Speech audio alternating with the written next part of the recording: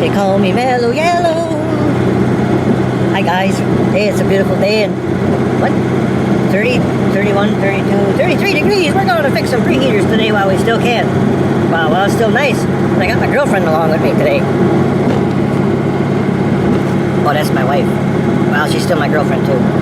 So, anyways, we're gonna go up to the Great White North up there where they talk a little bit like, you know, a little different than us, but they're good guys. And then we're gonna go to another job and work on a preheater too. Both Espars, both on John Deere, and see if we can't get them going again. Because in the morning it's supposed to be -5, I think. So, okay, we'll bring you along. Me and Da. See you, bye. Welcome to my office. Yeah. Oh yeah, beauty miss. We're up in the Menominee Indian Reservation. And we're weebles right now. Because weebles wobble, but they don't fall down. I'm the loose nut behind the wheel too. So anyways, we're gonna go way back in the woods there. Kind of like we're up north in the UP, but we got our own slang here in Wisconsin. Don't we, Donna? Yes, we do. Way up there. Back a couple 40s. Yeah, we're gonna go back a few 40s. Okay, I'll bring you back when we're there. I'm getting a little sketchy here. I see it. Okay. Come. Hey, are we talking?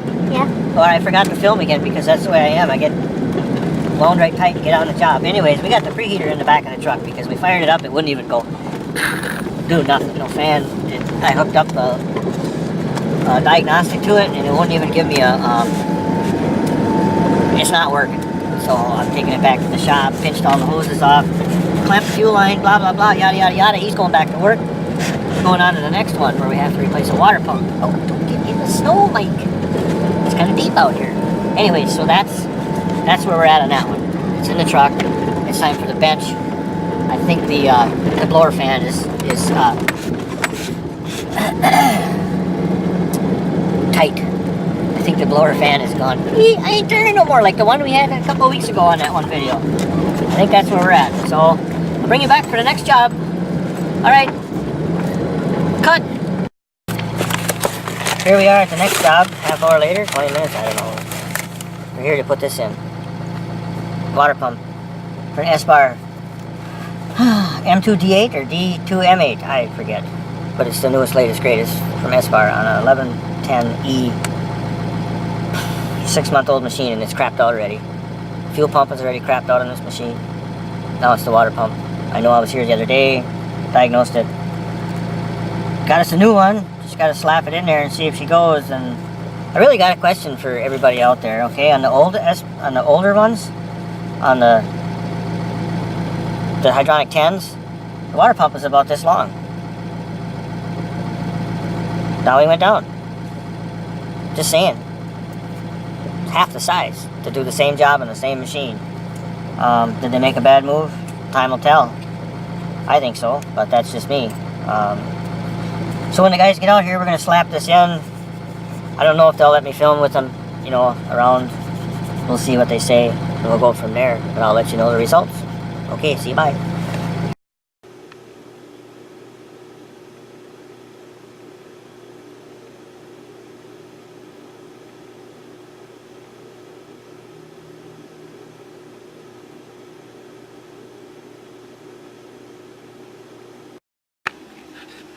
So hey guys, some of what we went through with the preheater out in the woods, I didn't get to film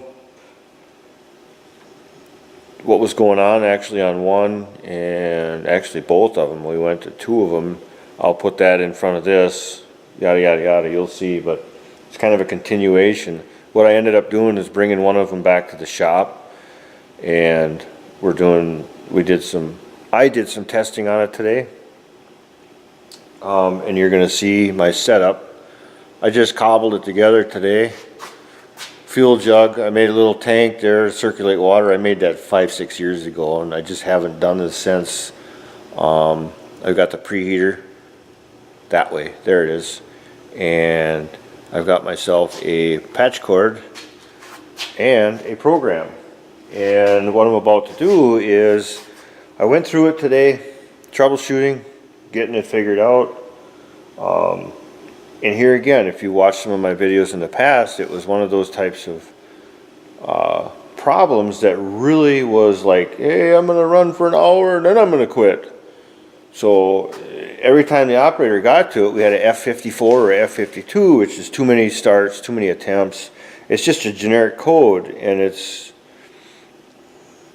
all right. It was a troublesome nature. I decided to pull the thing out of the machine, take it back to the shop here so I could bench test it, and spend a little time with it.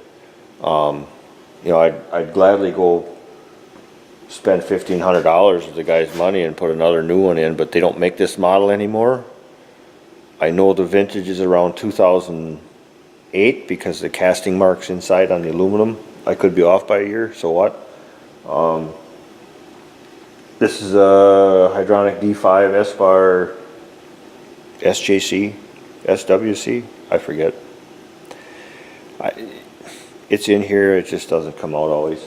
So anyways, I'm gonna just go through, I've got it hooked up to my laptop, and I'm gonna start the old test here and give you a kind of a cool little look at what I can do. And I found this stuff purely by accident and just looking for the information and buying the patch cord. This particular patch cord I have for the computer, and this unit did not come with this wire. Goes to the this one has an external fuel pump on it. This harness was for a different model, but followed the schematics. I got it figured out. So we're just going to go through and listen to it start up. And I'll give you a little narration of what was wrong with it. You'll hear it right now. And you'll see it in the tube. She's pulling fuel. Okay, so I ran this thing today for a good half hour and I watched the chart. It actually tells you on here what's igniting, the values, all that stuff, temperatures, and it ran perfect. It ran perfect. It got just about the temperature to where it would go into like a half mode cycle or a slowdown mode, and it just quit. Didn't give me anything, any ideas to what was going on. I'm going to walk a little bit away from it. You can hear it in the background there. So anyways, what it was I let it cool off. I came back to it and I looked in the book, thought about it a little bit, and I thought, you know what? It wasn't recognizing the flame, but that F52 and F54 always come back to fuel, air, combustion air, and exhaust. And so I fired it up again, walked over there. The little fuel pump was not clicking. As it got hotter, it decided I'm not going to work. I hit it with a hammer. I just tapped it with a screwdriver. She took right off. So basically I figured it out just by trial and error. Again, this is where your skills come in handy. I'm going to shut this off. Okay, as I stated a little while ago, and I hope you heard it, today when I was running it, the fuel metering pump showed voltage on the computer, that it was getting voltage, and with that high-pitched whistling I couldn't hear it clicking anymore, and I didn't really pay attention. And when I reviewed what I saw on there, I came back and I tapped it with a screwdriver. Click, click, click, click. She just took right off. So I eliminated it, put a new one on.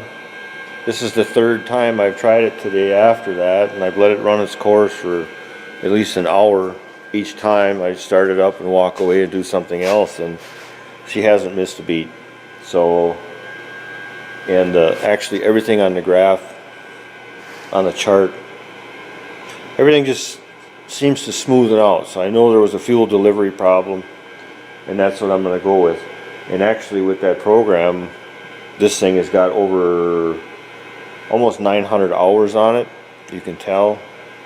You can actually look in there, you can unlock it, and if it faulted too many times. So that's my little rudimentary setup. Laptop on a cart, heater hose, jug. I'd like to have a professional setup, but you know, sometimes you just got to do what you got to do. So that's it. There, she's done. She's ready to go back in the machine tomorrow. So I'll be heading back up to where we were weebling and wobbling with our heads, and we'll make a video out of this, and we'll get it put in, and because we're back into the negative. I guess there's weather advisories for super cold and wind chills again, and blah blah blah. It's winter. Yeah, okay. Hey, and something else. Somebody called yesterday, and I answered the phone. I said, "Hey, Berg's Bakery, which crumb do you want to speak to?" And it was just silence. I just thought I'd share. Okay, take care, folks.